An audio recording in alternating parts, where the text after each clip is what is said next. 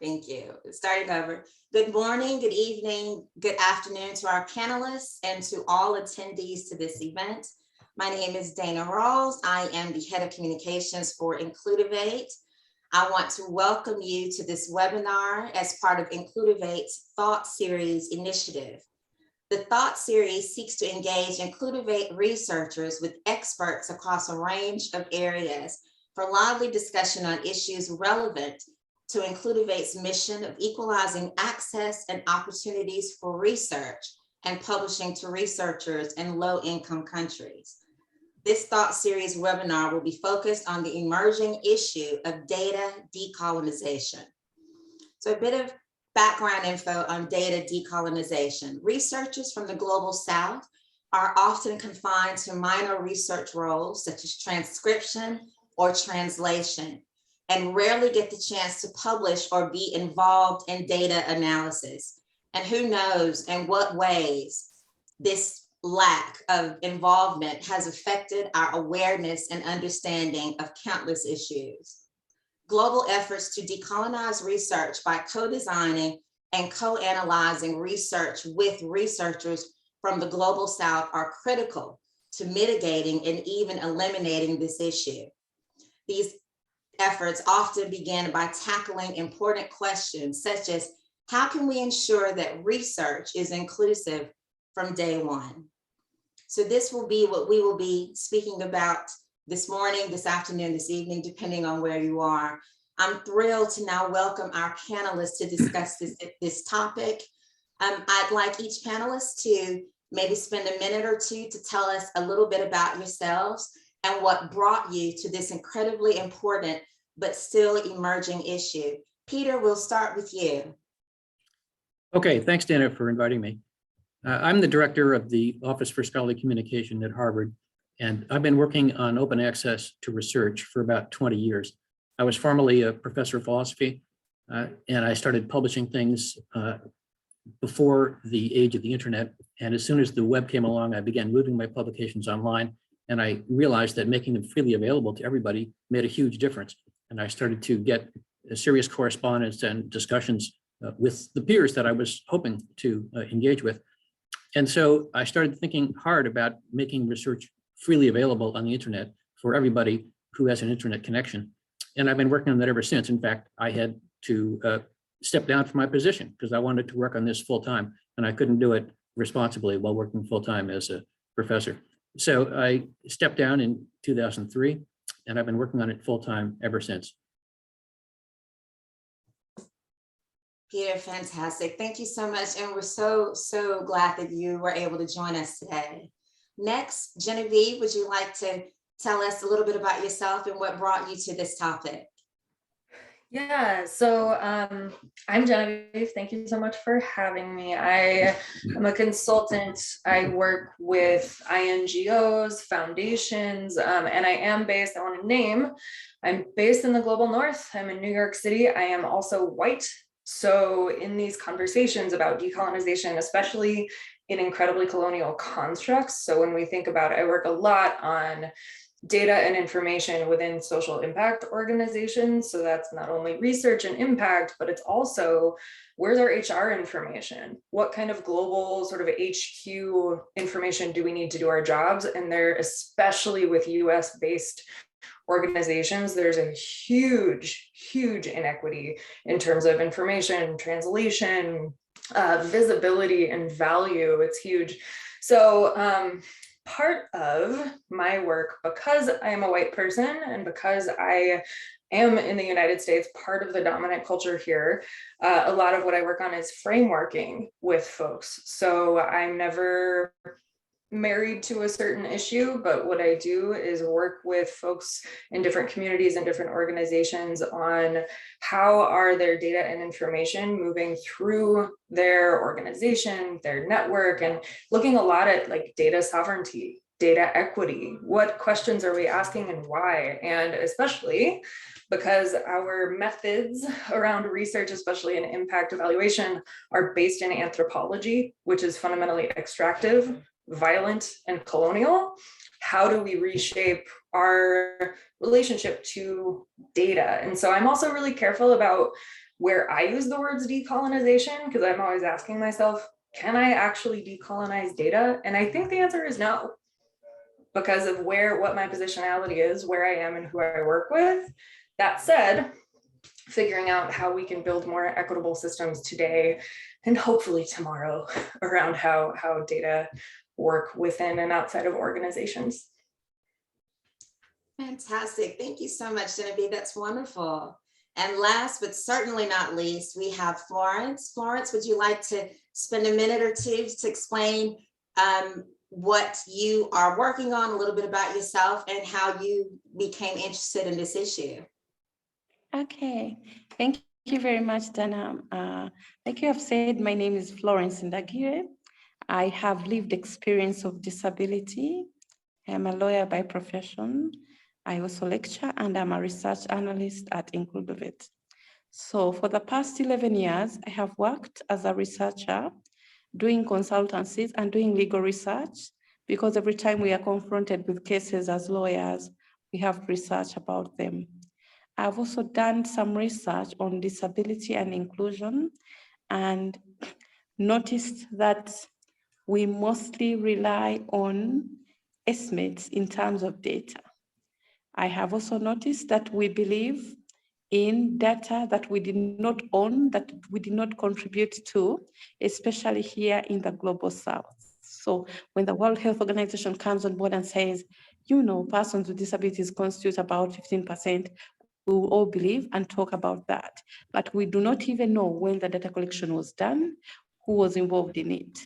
And we do not even have the power to say that this wasn't equitable, because we do not have the ownership. So this is my biggest interest in the data, in decolonization process of data. Thank you. Thank you, Florence. And I highly recommend that everyone do a bit of a Google search on Florence. She has an impeccable biography, has done some amazing work. I am a bit of a fan now, just from what I've read of her online. She's doing absolutely phenomenal work across a wide range of issues. Just to do a quick bit of housekeeping, I will be asking questions to one person, but they're open to everyone, obviously. And any panelist can answer any question. We do ask that everyone keep their mics on mute when you're not speaking. For our attendees this morning, afternoon, evening, depending on where you are, you can either save questions till we have the Q&A at the end, or if they're particularly burning, you can submit them in the chat and we may be able to work them in before the Q&A. So having said that, I am going to launch into my questions. The first question is, what has been the impact of the colonization of data, and how has it affected the academic world, or not just the academic world, our general understanding and knowledge of various issues inside and outside of academia? Genevieve, I'll start with you on that. So it's huge. The impact is enormous, and I don't think there's a corner of this that colonization hasn't hit. Through the work that I do, you know, what's been really interesting working with social impact organizations and INGOs is there's an assumption that we can answer every question quantitatively, and that we should answer every question quantitatively, which can be very easily and clearly tied back to ideas of white supremacy and capitalism around perfectionism, urgency, and being able to have a quick fix, which is definitely here in the States. It's whenever we've got an information problem or a research question, there's got to be a data set on that. And if there's not, let's go collect it. And there's an assumption of, just in the wider field, an assumption of ownership and of rightness in going out and collecting data. And there's not a lot of that muscle of, hey, should we even be doing this? Why are we doing this? Are we the people to be answering these questions? And there's a lot of white saviorism, and especially in philanthropy and the wider sort of nonprofit world, there's so much, we're not part of this community, but because we have a background in business, or, your board member has an MBA, there is so much. One very specific example is wanting a metric of social return on investment. So if we give a grant for $100,000, how much money did we create in terms of impact? So, and you'll see it all over different websites. For every dollar donated, $4 is created, or something like that. No, that is not how social impact works. But one of the biggest things I see, and one of the biggest things I do in my work, is starting to unpack that mentality of just because it's a number, it's valuable. And I think, Florence, you were alluding to this a little bit too, just because the WHO said that, X% of a community, then we're just going to take that and run with it. So there's not a lot of room to sit back and have hard, in-depth conversations. And one thing I talk about a lot is efficiency is not always the friend of equity, if ever. And part of these colonial mindsets, we want to answer the question, and because money is power, when a funder asks a question, we go tell our staff to bend over backwards to find the data to answer that question, rather than saying, that's not the right question, and actually it's a little paternalistic, and can we talk about why you want that number? Or which usually, and I'll stop after this, but that number usually also translates to trauma. We're very interested in traumatic stories and these heart-wrenching, tear-jerking stories. And so there's a lot of tears in data, and there's not a lot of joy in data, and you don't always get a human picture. And it's always about, like, if a person struggled this much, then they deserve our money and sympathy, rather than this person is a human and they and their community know what it is that they need. So how conditional is your aid, really? And the last thing I'll say on that is, because of this sort of lack of space, I would say, to think critically and holistically, and to bring folks in and to trust people, a lot of organizations are working incredibly reactively and incredibly urgently on trying to find their next number for their impact, rather than thinking really intentionally about whether or not they should even be in the room on that. So I'll stop there. Thank you, Genevieve. You have definitely put a lot into that first answer. And I mean, you've really opened the floodgates on some really important issues. Florence, did you want to follow up on that? Just touching on Genevieve's point about, because certain statistics or certain information is put out, is it kind of accepted as gospel, which ties very closely into what you were just talking about when you were giving your intro. Yeah, I would give an example. She's talking about the global north, but I'll talk about the global south. So generally, data has been exclusive to the communities that should own it. You find people making publications without even the participants recognizing it or being disseminated to them. They are not even aware of what the publishers are publishing or where it is coming from. So that is a fundamental problem. As if that's not bad enough, she talks about power. Power is a very big issue here. The funders or the donors come from the Western world, and normally what happens is that they will choose what to fund and leave out other researchers. Of late, they are funding health science, and they are giving big donations to that, as opposed to other people doing social science or those doing law and other subjects like education and history. So we miss out on very important information simply because a funder has chosen to provide resources just to one person. And then the thinking that the Western world has the scholarship and knowledge or about particular things is very, very problematic, because we have forgotten that we have culture as knowledge, we have traditions as knowledge. For instance, here in Uganda, when long ago when they used to drum a certain sound. It used to communicate, calling upon people to come and help. But that is, because that is not written anywhere, it's not recognized.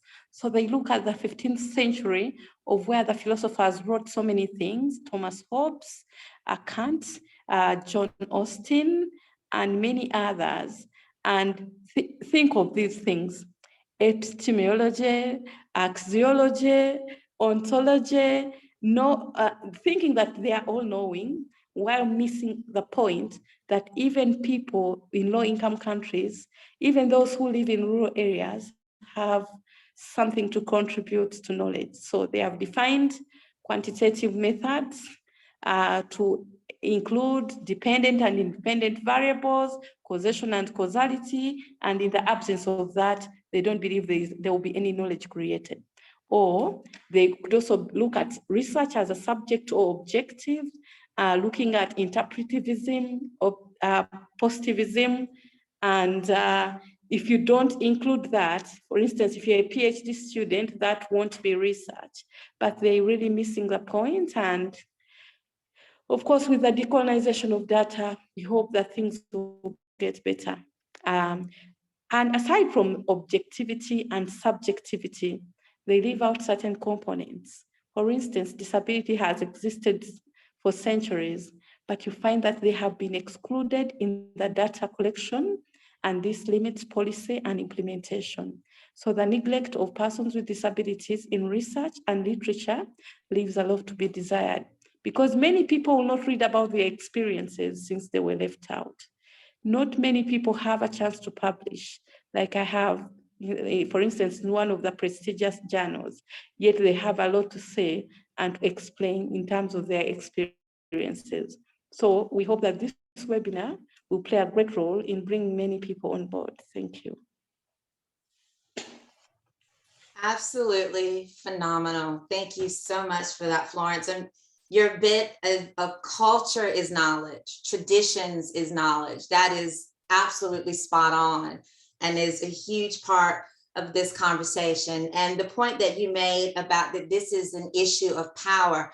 Peter, would you like to speak to that? And specifically, again, what you think, how has this affected our understanding of a multitude of issues around that issue of what Florence just mentioned, of that this is basically at its central point, this is an issue of power. Sorry, forgot to unmute myself. I think there are two big halves of this question. Florence and Genevieve are right that most research funding comes from institutions in the North. Most of it goes to researchers in the North, and therefore most of the research questions are being asked and pursued by researchers in the North. And I'm sure you're familiar with what's sometimes called helicopter research, where researchers from the North helicopter into countries in the South, do some research. Local researchers are the transcriptionists or the translators, and often not the co-PIs, and they don't do the actual crunching. So one half of the problem is who gets to ask the questions, who is undertaking the research, what perspective do they bring? The other half of the problem is that when research is finished, regardless of whether it's biased or not, it's often inaccessible to people who need to read it. And that includes the people that it's about, but also everybody else who might want to build on that research and make use of it. And most of my work has been on those access barriers. And access barriers are very common. They're very long-standing. They're kind of hard to overcome. We're making good progress in overcoming them. But let me just focus on access barriers to data for just a minute. Most funders who pay for research do not require that the data be made open when it's finished. Some do, a growing number of them do, and that's very good. But there's still a huge number that do not. And the same goes for journals. A growing number of journals say that if you publish a data-based article in our journal, you have to make the data open. That's wonderful. By the way, when they do that, the compliance rate by authors is very low, and journals don't do much about that. But most journals still don't require that. And so they could and they should. And when more funders require data to be open, when more journals require data to be open, then more people will have access to that data. And then I know there aren't three halves, but even if we solved that problem and removed the access barriers to research, we're only making data available to people with an internet connection. And we have to remember, not everybody has an internet connection. And we're still sharing data in a world with a pretty deep digital divide. Far more people have access to the internet by mobile phones than by laptops, and mobile phones are not suitable for querying a large database or viewing a PDF. So there are hardware barriers in addition to the cultural barriers and the access barriers.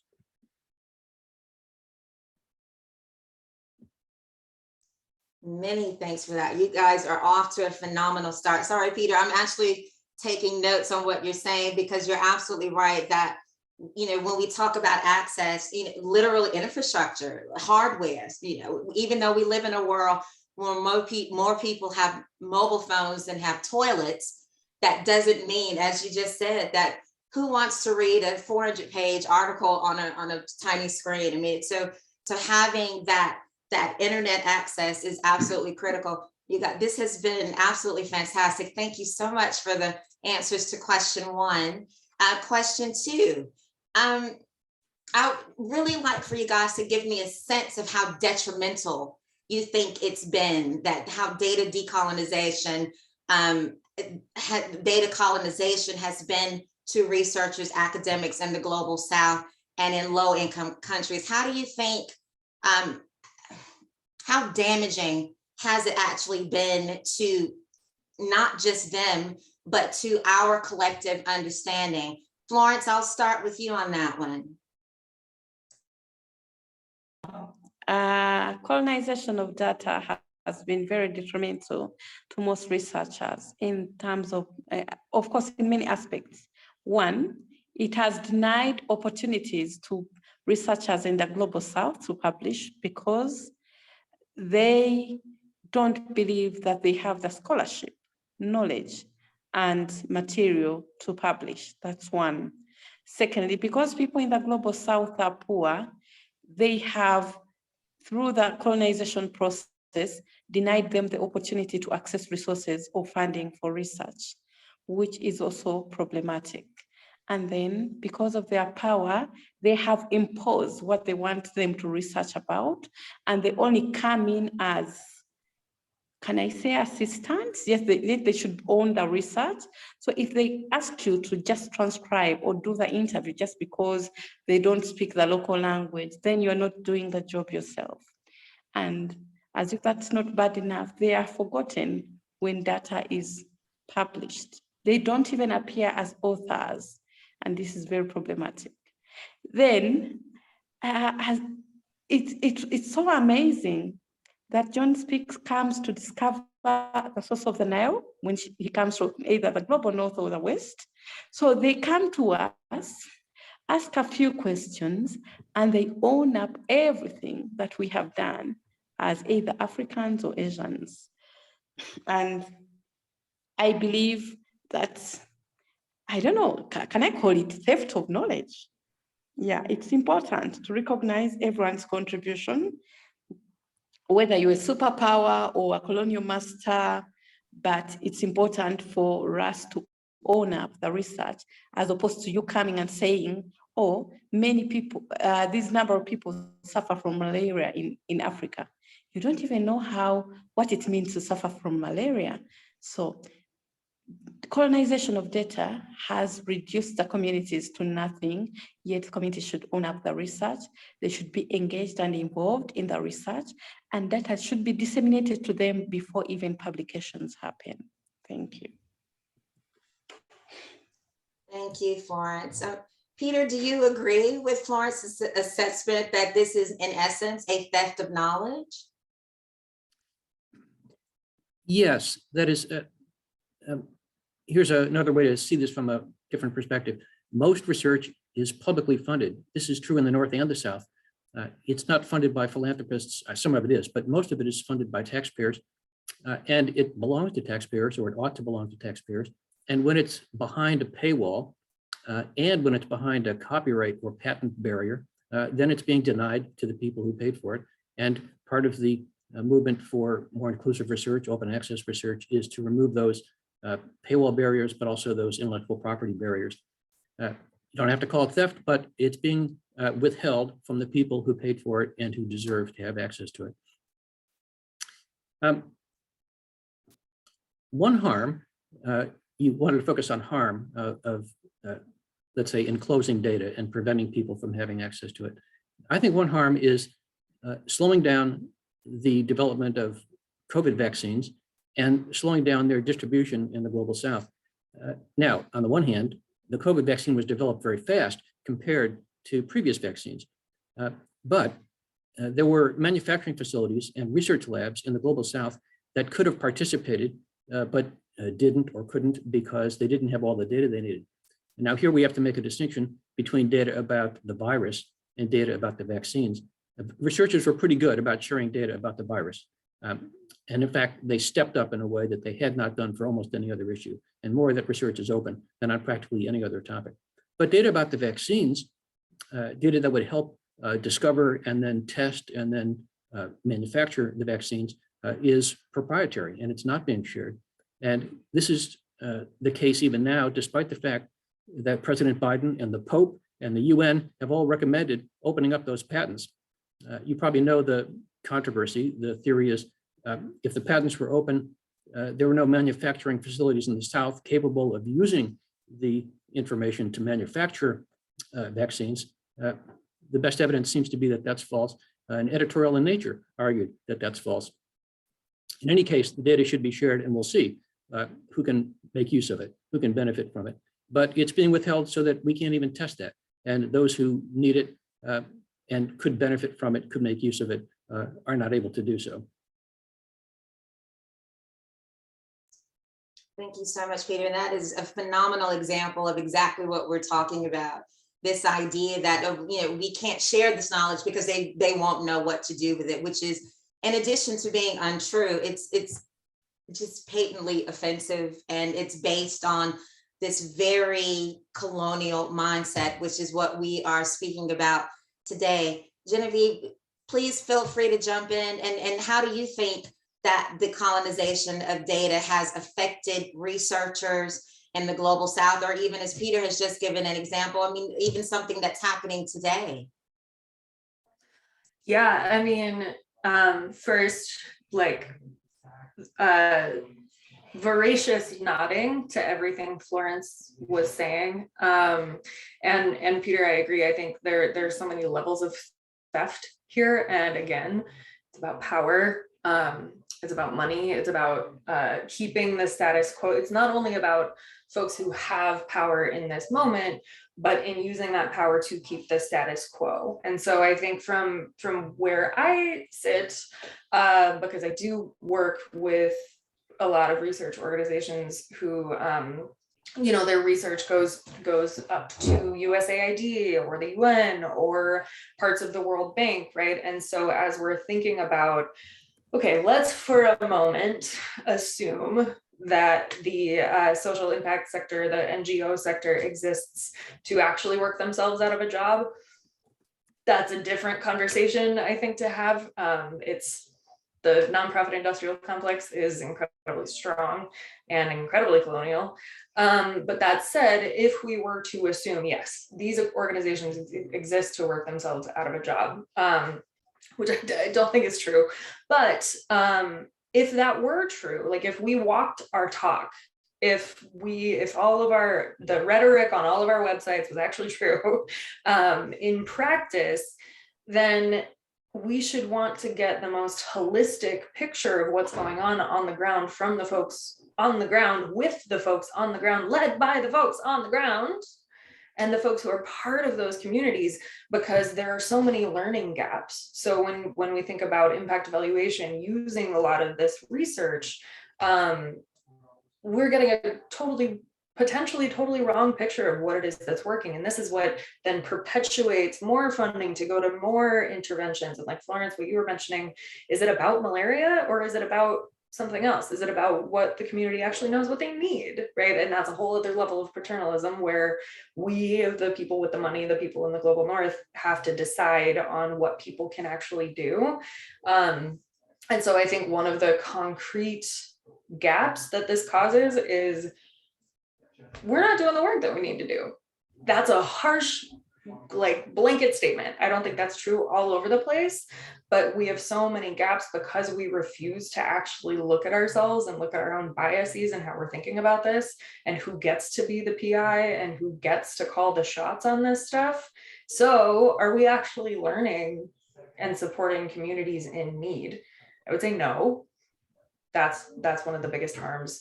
And yeah, just perpetuate, I think, just to echo what folks have been saying, just perpetuating and keeping in place these incredibly oppressive and violent systems. And I think it's really important to name that violence. We tend to think of quote unquote violence in a certain way, but when there's missing data or missing narratives or unjust and inaccurate narratives, that in itself is violence. And it's often racial, it's often class-based, it's often gender-based. So I think that's really important. And we tend to talk about this, I think, especially in professional spaces, in a way that's like, well, it could be better, or, you know, it's biased. No, it's violent. And we need to be calling it that so that we can actually make movement on it. And that's uncomfortable, but really important. And I think that gets back to something earlier around like being able to have space and to not think of these as incredible. Yes, these are urgent issues. Today, figuring out urgent action will almost guaranteed result in somebody likely from the global north with a lot of money developing some proprietary tool to fix a thing about colonial data, right? Rather than, no, we need to step back and see what it really means to cede power and money and data. That is absolutely fantastic, guys. Thank you so much. Genevieve, since I've got you, Peter just provided us with a wonderful real life, real world example of where the colonization of data has actually been to the detriment of entire swaths of humanity. Do you have an example as well, something that maybe that spurred your interest in the field, or something that you feel is just so egregious that, you know, it's got to be called out? I mean, I immediately go to just the historical underpinnings of colonialism and racism and slavery, and these are systems that are kept in place by narratives based on misinformation and wrong data, right? Like phrenology and eugenics, and when we think about, you know, demographic data, which we use all the time in our work. And thinking about some of the first examples of this, when we were counting people, what they looked like, what they were capable of, that's the transatlantic slave trade. And so, yeah, I know that's not as like current, but you see these ways of thinking play out in the way we handle data, in the way we collect data. Like, one of my biggest assumptions that I come to my work with is that nothing is neutral. And so when I'm working with organizations on not only their research design, but more so, how are they storing data? Is it secure? Does it need to be secure? Should they be storing those data? Or should those data belong with communities who can actually use that for community advocacy, for working with local ministries, for working with, you know, even like a state's example is if a community within a city who's been struggling against gentrification has been researched, you know, and again, my examples are always in philanthropy, but if some foundation came in and wanted to, you know, do some work around community development or community redevelopment, there's research there on, you know, how that community operates and why it's so important that community cohesion stays there. If those data live with a foundation and there's some luxury hotel about to be built and there's a city planning meeting, wouldn't it be so cool if that community could use their own data to say, hey, this isn't us whining, this isn't us, you know, just like going against the establishment. We can show you that for the fabric of this city, of this community, of this economy, we need our space and we need to keep our legacy family homes for wealth generation, for asset building, for economic security down the line. But right now, all of those data are on some server, not even coded really, or well maintained on some server at some foundation's headquarters. So I think ultimately, one of the things I think about with this conversation is not only whether or not we have access to the data, but on what terms and how are these questions asked and why. I know that was a little bit rambling, but I could yell about it forever. I can tell that this is an issue that is of great passion to you, Genevieve. So don't you worry about rambling. That is perfectly okay. Florence, I'm curious, do you have any historical or modern day examples of exactly what we're talking about in line with what Peter and Genevieve have just given, examples of where the colonization of data has been particularly egregious or has had a profound impact that maybe it spurred you to increase your involvement or change your involvement or something that you feel needs to be called out? The example I have had since my academic scholarship has been the accessibility to published data. So they come to Africa, they do the research, and then they protect the data as much as possible so that you don't get access to it. So equity of knowledge and several inequalities have been manifested here. When they hide the data, they think they know more because you are unable to access it. And if you want, they want you to pay money for it, well knowing that the global South faces extreme poverty. As if that is not bad enough, even after purchasing it, for us with disability, it remains inaccessible. You open up PDFs that are very inaccessible. And for the US particularly, they invent treaties and conventions, but they never ratify many. For instance, the UN Convention on the Rights of Persons with Disabilities under Article 9 provides a right to accessibility to, in terms of physical transport, and Article 21 provides access to information in accessible formats for all categories of persons with disabilities, and goes upon to enjoin states to ensure that information provided online is made as accessible as possible to the blind in audio, braille, large print, and to the deaf in sign language, to the deaf blind in tactile signage, to persons with psychosocial disability in easy to read symbols and pictures, and to other people with communication difficulties in augmentative and alternative communications. The states have failed to adhere to this. And the US in particular will say, no, we are not party to this convention. And then there came the Marrakesh Treaty, engaging and trying to persuade publishers to provide the same information in accessible formats and to ensure that published work can be changed to ensure that people who have access needs are able to access it. Not many countries have ratified the Marrakesh Treaty. This leaves a lot to be desired in the copyright law and in the publications, especially for those who don't even have access to assistive technology.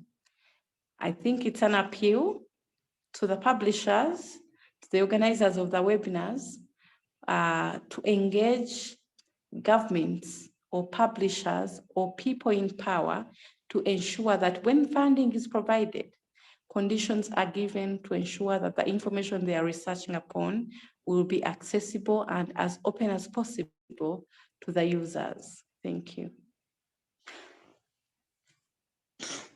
Thank you so much, Florence. And I think it's wonderful that we are talking about different pockets of colonization here. Florence is specifically talking from the disability perspective, and Genevieve and Peter have been talking more along issues of income, accessibility, and race.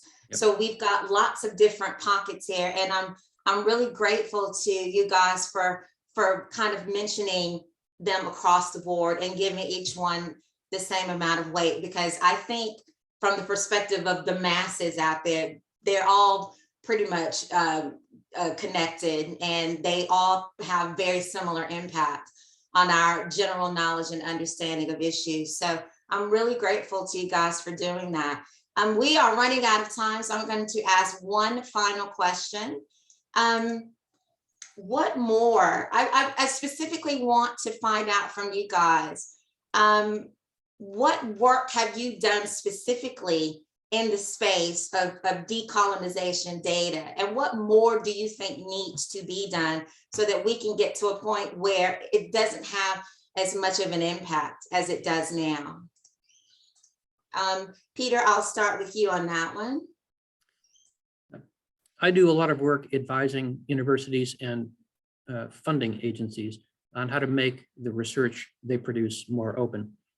And I've done this with several universities in the Global South and several funding agencies in the Global South.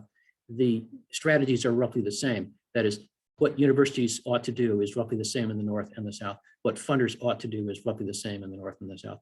But I'm very glad that there's a growing number of universities and funders in the South that are adopting good policies.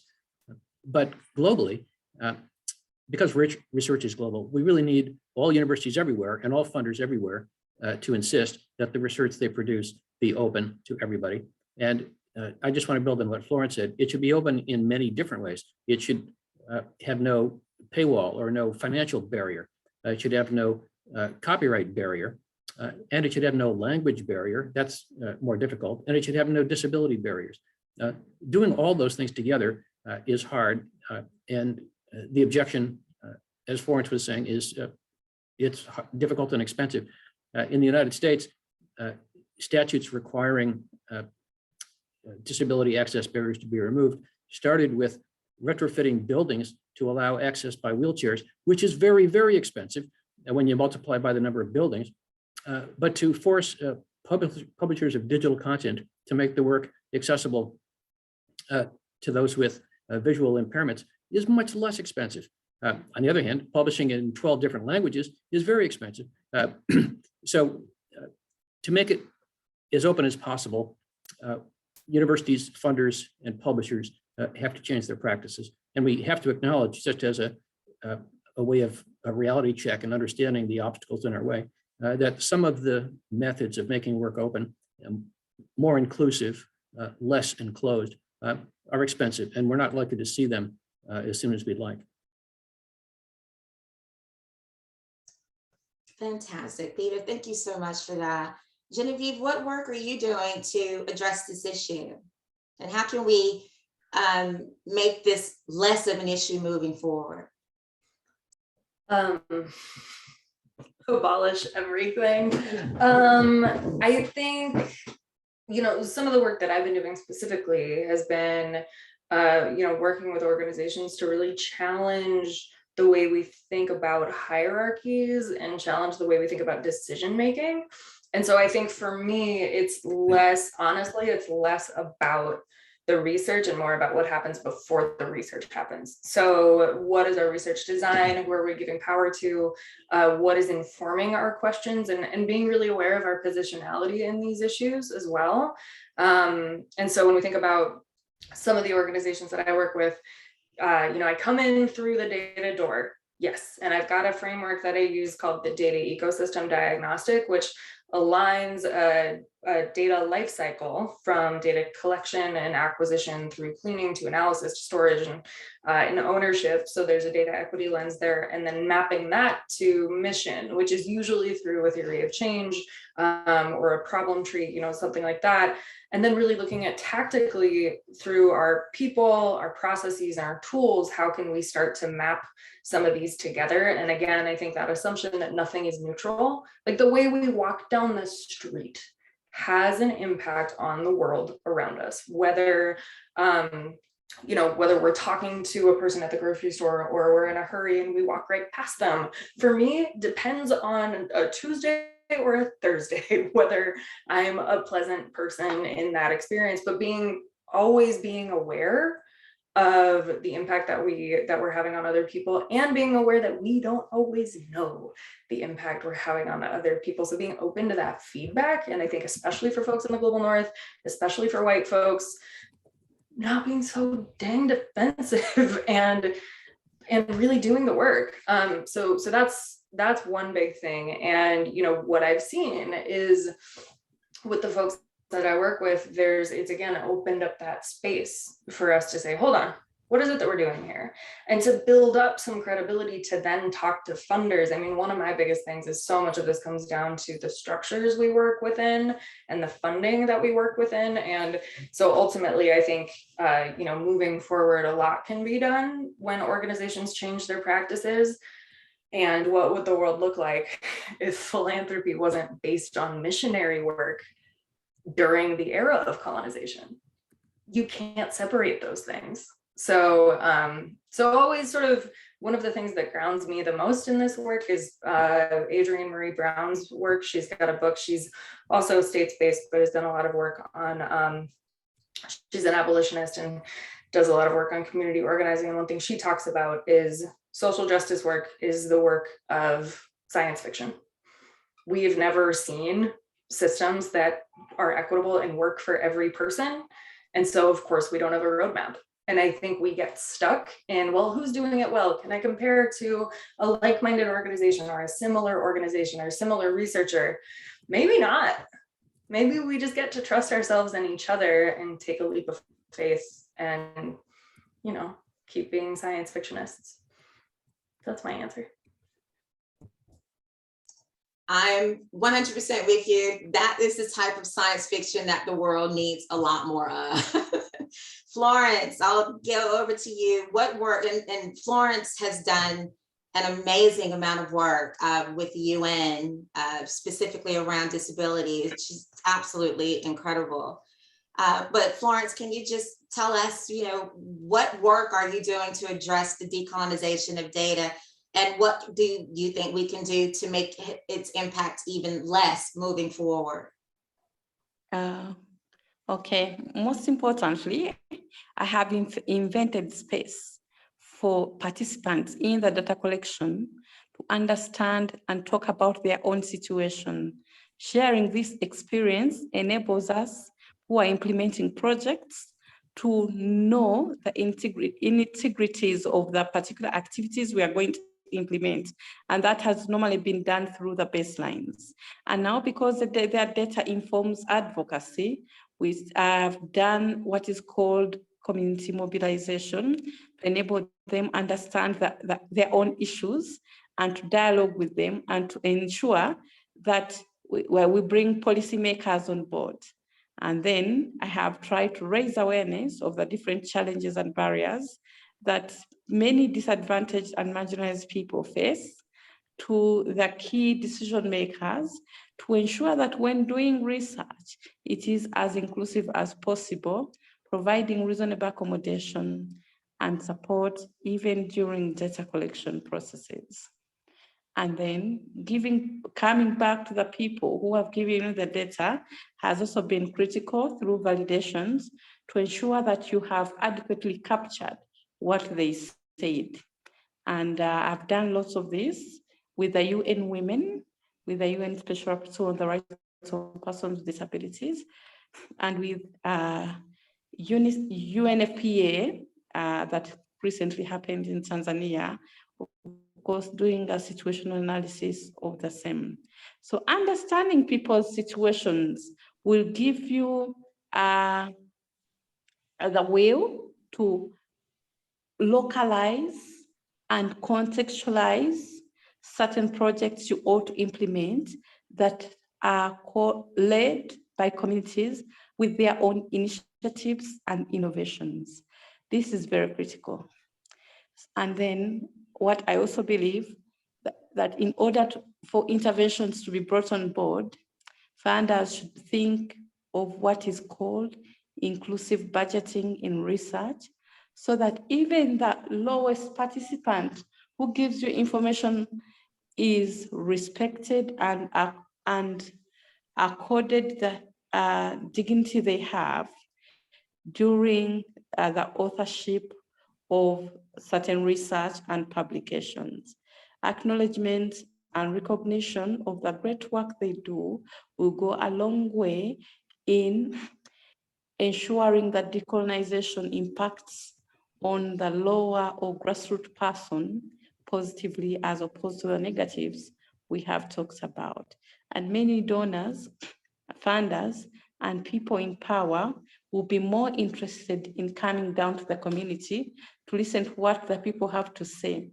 Also, understanding what is published by the most hard to reach person will go a long way in implementing the principle of leave no one behind, brought about by the Sustainable Development Goals, and the motto of nothing for us without us, brought about by the disability movement. Thank you. Absolutely wonderful. Thank you, all three of you, so much. I have learned so much during this conversation. I love Florence's position of leave no one behind. I think the issue of data colonization, unfortunately, has left all of us behind, because we are the ones who are not privy to what we don't know. And to kind of quote Donald Rumsfeld with his known knowns and unknown knowns, and well, we don't know what we don't know. We don't know what we have missed out on, because this idea that authoritative, reputable data, authoritative, reputable research only comes from certain pockets. So I am so grateful to all three of you. You have all three been absolutely brilliant. It has been an absolute delight speaking to the three of you. I will open the floor to any questions from any of our participants. If anyone has a question, please just raise your hand, or you can put it into the chat directly. Any questions at all?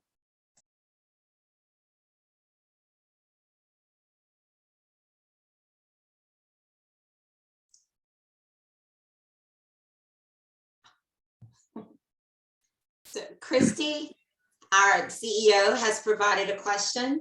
She says, funding, who funds this? So when you say this, Christy, you mean who's funding? Just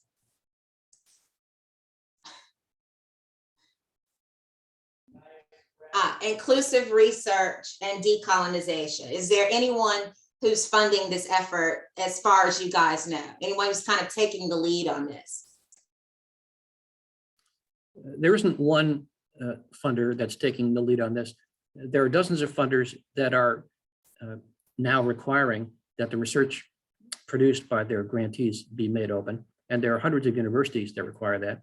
But compare those dozens of funders and hundreds of universities with all the funders and all the universities, and you realize it's still a minority.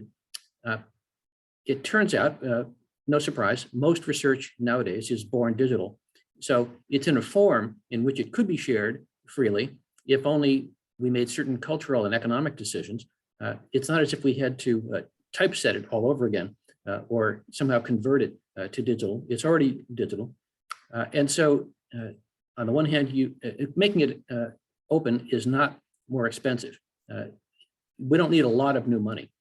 Moreover, the journals and publishing outlets that don't already make it open absorb a lot of the money spent on research by universities. And if we redirected that money toward venues that already made it open, then we would not need any new money. We would have plenty to cover the costs and with some left over.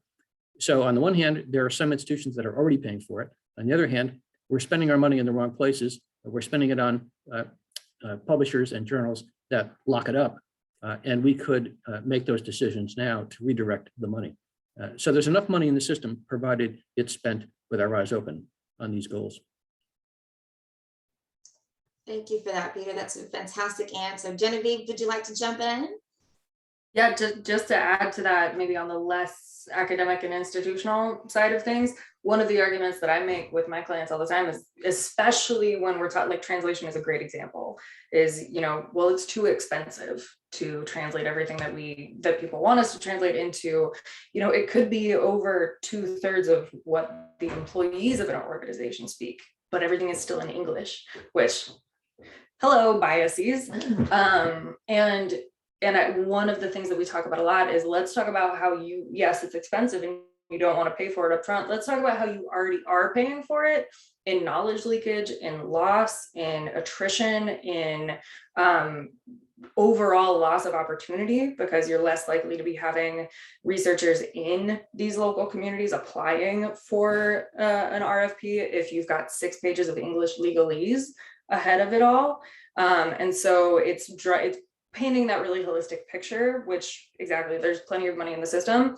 Are we looking at this holistically and to really get people to prioritize the humanness of this work? Fantastic. Florence, did you want to jump in as well? Is funding the research in the Yes. academia. It's normally several donors. There could be DFID or the Commonwealth Forum that, for example, is particularly funding my PhD. And there could be the Open Society that used to fund so many scholarships. But now this depends. They will take you to their direction. I remember when I was starting my PhD in 2020, I was writing on access to health facilities, just that. When COVID-19 came on board, they told me to shift my proposal to COVID-19. When I presented the same to the university, and funny enough, I'm studying in 2 universities, the London School of Hygiene and then Makerere University. So the professors in Makerere said, what if COVID-19 comes to an end? Can you again change the subject?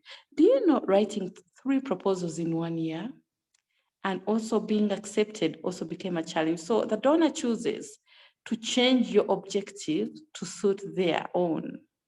Now, the other funny thing is that when I'm doing data collection, they know very well that I'm also collecting it in the local language, but they want to do a follow-up by reading the transcripts and also thinking that maybe there is something I have not captured, you see? And they want to do that data analysis with me. The data I've collected here, they want me to go to the UK and analyze it from there.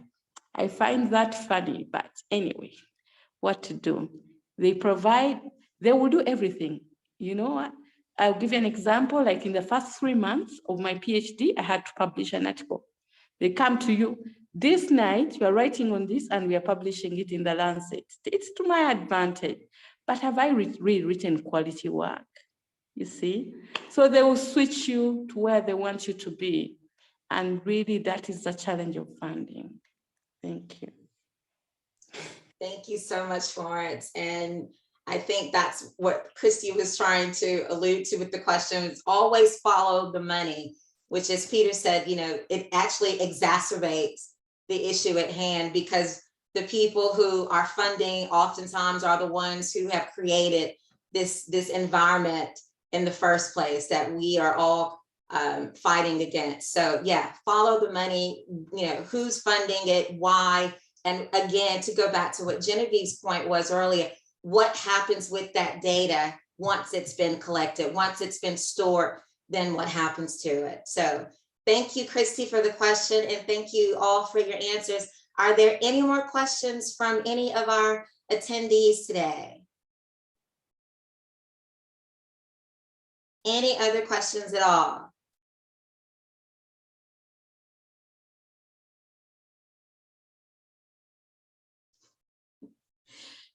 Okay, well, if there are any other questions, guys, please feel free to send them to me and I will definitely pass them on to our absolutely fantastic panelists today.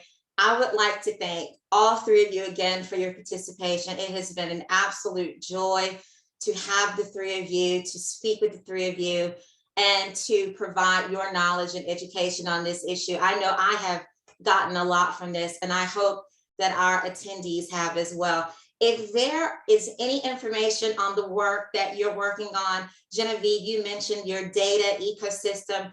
Florence and Peter, if there are any projects or initiatives that you guys are working on that you would like to send over that we can include in the transcript, or maybe even promote on our social media channels, please don't hesitate to do that. We are happy to get that information out there and to spread the word on the type of work that you guys are all doing. So please pass that over to me in an email and we will get that out. But just want to thank you guys again.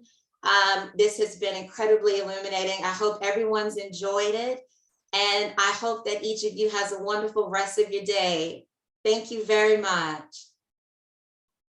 Thank you Thank you too, so much. Dana, for inviting us. Thank you very much. Florence, I will definitely be in touch. I'm a big fan of yours now. Oh, thank you. Thank you, everyone. Have a wonderful day. Have a wonderful too. day too. Thanks, everybody. Bye. Thank you for your work. Thank you. Bye. Bye. Bye.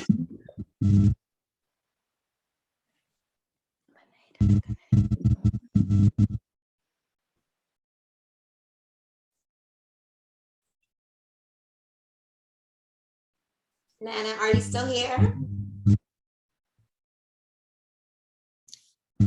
I'm trying to get Nana. Can you stop the recording, please? Yeah. Yeah, there we go. I was just. Oh, this Eunice, but just stop the recording. I can't seem to get Nana.